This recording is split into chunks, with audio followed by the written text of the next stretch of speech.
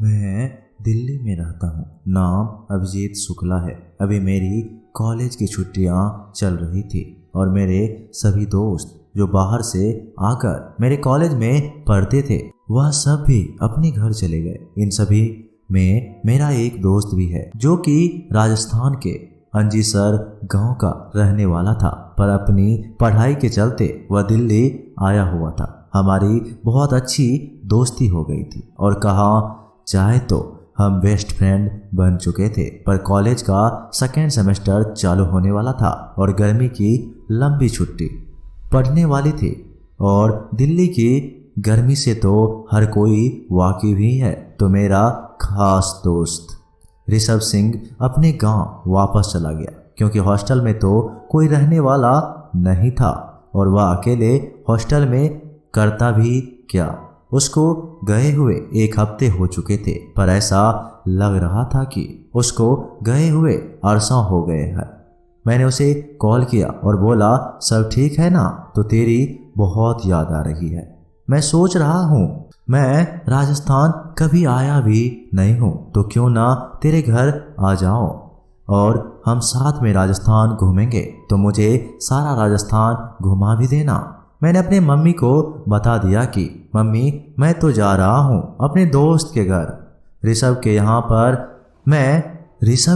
पर मैं करीब 2 से 3 हफ्ते की छुट्टी है बिता कर आऊँगा। आप मेरी फिक्र मत करना। और सारा सामान पैक करके मैं राजस्थान की ट्रेन को पकड़ने के लिए निकल पड़ा। मेरी ट्रेन थोड़ा लेट थी पर ठीक ठाक मैं पहुंच चुका था। मुझे यानी कि ऋषभ ने स्टेशन पर पिकअप करने आया था। उसके गांव अंजी शहर के लिए निकलने के लिए 1 घंटे की रास्ता था, पर मुझे नहीं पता था कि मैं यहाँ पर आकर कुछ ऐसी सच्चाइयों से और शक्तियों से वाकिफ होऊंगा जो सिर्फ मैं कहानियों में सुनता आया, टीवी पर देखता आया हूँ, किसी मूवी के जरिए सुनता आया हूँ। शाम के 5 बज गए थे और मैं घर देखकर तो चौंक ही गया। घर तो काफ़ी सुंदर और काफ़ी बड़ा भी था। मैंने एक्सपेक्ट नहीं किया था कि ऋषभ इतने अच्छे घर से। उसकी माँ ने मुझे काफ़ी अच्छी तरीके से स्वागत किया। उनके पापा ने तो बचपन की कहानियों से मेरा दिल खुश कर दिया। इन सब बातों में लगे करीब रात के 10 बज चुके थे और हम लोगों ने खाना खा लिया था और बाहर हवा चल रही थी। ठंड का भी वक्त था और राजस्थान में ठंड बहुत कड़ाके की होती है, तो हम सभी घर के लोग आग सेक रहे थे। पर रात के 11 बजते ही ऋषभ की मम्मी ऋषभ को मंदिर के पास ले जाकर कोई भभूति जैसा कुछ लग रही थी और उसके हाथों को काले धागे से बांध रही थी। मैं ऋषभ से पूछा यह क्या हो रहा है, तो उसने बोला मुझे खुद भी नहीं पता, मेरी मम्मी शायद नज़र उतरने के लिए यह सब करती है। मैंने बोला अच्छा। फिर मैंने बोला भाई सफ़र करके आया हूँ, बहुत थक चुका हूँ, चलो सोने चलते हैं। ऋषभ बोला चल मेरे कमरे में। तभी ऋषभ के पापा आ जाते हैं और बोलते हैं नहीं बेटा, तुम उसके कमरे में नहीं सो सकते हो। उन्होंने काफ़ी घबराते हुए और गुस्से में बोला।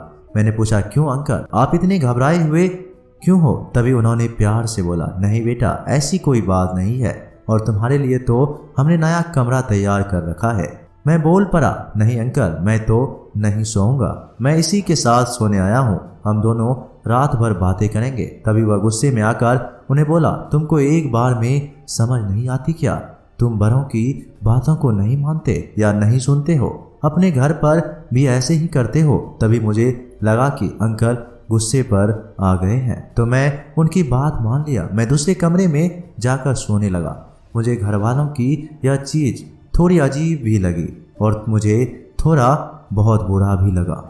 बात इग्नोर करते हुए मैं अपनी थकान की वजह से सो जाता हूँ। उसी रात मेरी नींद खुलती है और मैंने घड़ी को और देखा तो रात के 3:30 बज रहे थे। मैं बाथरूम के लिए उठा और जाने लगा। बाथरूम का रास्ता ऋषभ के कमरे के पास से होते जा रहा था, वहाँ से निकल रहा था। तभी मुझे एक अजीब सी आवाज़ सुनाई दी, मानो जैसे कोई किसी शब्द को बार बार दोहरा रहा हो। मैन गेट खटखटाया। जैसे ही वह आवाज़ बंद हो गई मुझे लगा शायद कोई फ़ोन चला रहा है। इग्नोर करते हुए बाथरूम कर अपने कमरे में की ओर फिर से सो जाता हूँ। अगले दिन की सुबह होती है। मुझे राजस्थान घूमते घूमते रात हो गई। रात के 10 बज रहे थे। ऋषभ की माँ का कॉल बार बार आ रहा था कि घर जल्दी आ जाओ, घर जल्दी आ जाओ। दोनों मम्मी पापा बहुत घबराते और गुस्सा भरी आवाज़ में बोले, अगर तुम घर जल्दी नहीं आए तो हम दोनों भगा देंगे तुम्हारे दोस्तों को। मैंने बोला, अरे जल्दी जल्दी, आंटी अंकल तो मेरे पर ही गुस्सा होगा। हम सभी ने जाकर खाना खाया और मैं वही चीज़ देखी जो मैंने कल देखी। भभूति लग रही थी और दोनों हाथों पर काला धागा बांधा जाता था। मैंने बोला, भाई यह रोज क्यों करते हैं? वह बोलता है, मुझे भी नहीं पता। ये सब देखकर शक होने लगा और ठान ली कि ये चीज़ पता करके रहूँगा, पर मुझे नहीं पता था यह रात मेरी जिंदगी की भयानक रात होने वाली थी। रात के 1 बज रहे थे। मैंने अपने कमरे से झांकना शुरू किया। मैंने देखा कि सभी सो चुके हैं और ऋषभ अपने कमरे पर है। मैं धीरे धीरे ऋषभ के कमरे के पास गया और दरवाजे के पास खड़ा हो गया। तभी मेरे कानों पर आवाज़ पड़ रही थी, जैसे कोई किसी चीज़ को बार बार दोहरा रहा है।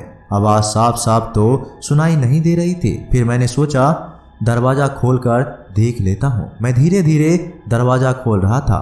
मैंने देखा कि ऋषभ एक कोने में बैठकर कुछ मंत्र जैसा दोहरा रहा है, पर जैसे ही मैंने दरवाजे से अंदर कदम रखे, मैं ऋषभ को देख ऋषभ को डर गया। उसकी आंखें काली और शरीर हवा में था और उसके आसपास खून ढला हुआ था। उसके हाथ मुंह पे खून लगा था। मैंने जोर से चिल्लाया, ऋषभ ये क्या हो गया तुझे? वो मेरी तरफ गुस्से से देखने लगा। वो मेरी तरफ बढ़ने लगा। तभी उसकी मम्मी आई और वही विभूति उसके ऊपर फेंकी जो उसको लगाई जाती है। उसकी मम्मी मेरा हाथ पकड़ के मुझे कमरे से बाहर निकालती बोली, ये क्या कर दिया बेटा, तुमने अब संकट आएगा। और वो मुझे कमरे में ले गई। ऋषभ कंट्रोल में नहीं था खुद के। हम सभी एक कमरे में खुद को बंद कर लिया और ऋषभ की चीखने की आवाज़ को सुन रहे थे। और तभी ऋषभ कमरे से निकल कर के बाहर आ गया। वो जमीन में नहीं हवा में उड़ रहा था और कुछ देर बाद सब नॉर्मल हो गया। मैंने सुबह होते ही पूछा, ये सब क्या था? तब बताया कि जब ऋषभ 17 साल का था, उसने किसी के यहाँ कोई प्रसाद खाया था जो कि किसी ने काले जादू से फूका हुआ था। प्रसाद को खाने के बाद से ऋषभ के साथ बुरी नज़र और शक्तियाँ हावी होने लगी। वो रात में मंत्र पढ़ता है और जानवरों को कच्चा खाता है। पंडित से पूछने में पता चला है कि उस पे जीन का साया है और वो अब ऋषभ के शरीर को छोड़ के नहीं जाएगा, इसलिए उसको शिव की विभूति और काला धागा बांध कर रखते हैं, क्योंकि वो जीन जब तक किसी इंसान का खून नहीं पिएगा वो शरीर नहीं छोड़ेगा। यह सब सुन के मैंने मदद करने की ठान ली। हमारे कुल के पंडित को सारी बात बताई और राजस्थान बुला लिया।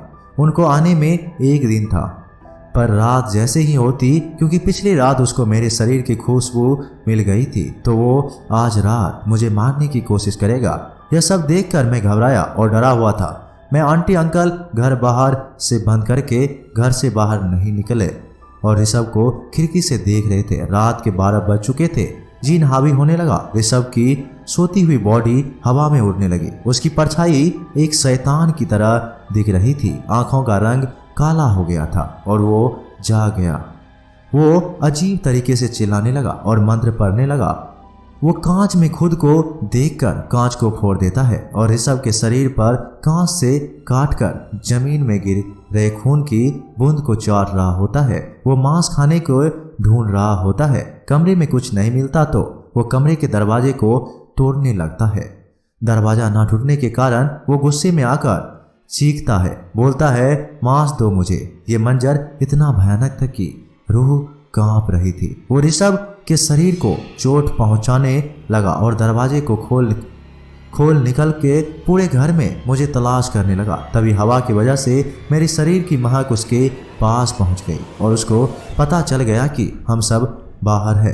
मैंने वहां से दौड़ लगाई और पास के किसी मंदिर में जाने के लिए। वो जीन मेरे पीछे हवा में उड़ते और चिल्लाते हुए आ रहा था। उसके काले हाथ, काले टेढ़े पैर, उसके चेहरे पे राक्षस जैसी हंसी और वे काली आंखें मेरे हाथ पैर ठंडे कर रही थी। मैं भागता जा रहा था, तभी मुझे भैरव मंदिर दिखा। वो मंदिर में मैं घुस गया। उसके बाद जो जीन अंदर नहीं आया, पर ऋषभ बेहोश होकर जमीन में गिर गया था। उसकी माँ और पापा मेरे पास ही आ रहे थे। उन्होंने बोला, बेटा हम तुमको सारी रात आज यहीं गुजारने पड़ेगी। रात जैसे तैसे ठंड में गुजार ली। अगली सुबह पंडित पहुंचता है और कुछ मंत्र और पूजा से घर को मंत्रों से बांध देते हैं ताकि वह जिन भाग कर निकल ना सके। और वो चंदन और कुमकुम से ऋषभ के हाथ पांव और माथे को अच्छी तरह से रंग देता है। ऋषभ होश में था और बोल रहा था, भाई ये सब क्यों? मैंने उसे जैसे तैसे समझाया और पूजा में बैठा दिया था। जिन ने जो किया था ऋषभ के शरीर के साथ साफ नजर आ रहा था। किस तरह जिन ऋषभ के शरीर को अंदर से खा रहा था। उसका शरीर पतला और आंखें काली लाल होती जा रही थी।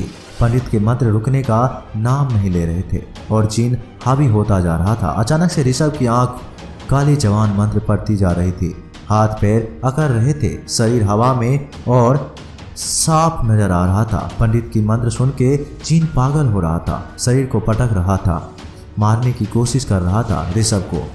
पर ज़्यादा देर तक जिन खुद को काबू नहीं कर पाया और वहां से भागने लगा, पर मंत्र की वजह से उसका साया निकल नहीं पा रहा था। जिसके बाद जिन को मोक्ष दिलाने की गंगा जल से उसको भगाकर उसे जुड़ी चीज को हवन की आग में जला दिया। उसके बाद पंडित ने हाथ में कलावा बांधा और मुझे और ऋषभ के मम्मी पापा को कुछ उपाय बताकर वहां से चले गए। आंटी अंकल ने मेरे को बहुत शुक्रिया कहा, पर यह सब देखकर मेरा कलेजा फट गया। पर वो माँ बाप थे, उन पे क्या बीती होगी। ऋषभ बेहोश था। उसको ये सब होश में आने के बाद सब बताया गया। कुछ दिन दवाई चली, मैं उसके ठीक होने तक वहीं था। पंडित जी जा चुके थे। उसके मम्मी पापा भी अब अपने की हालत देखकर काफी खुश थे और मैं दिल्ली वापस आ गया। इस सब से पता चला कि अगर पॉजिटिव शक्ति होती है तो नेगेटिव भी होती है।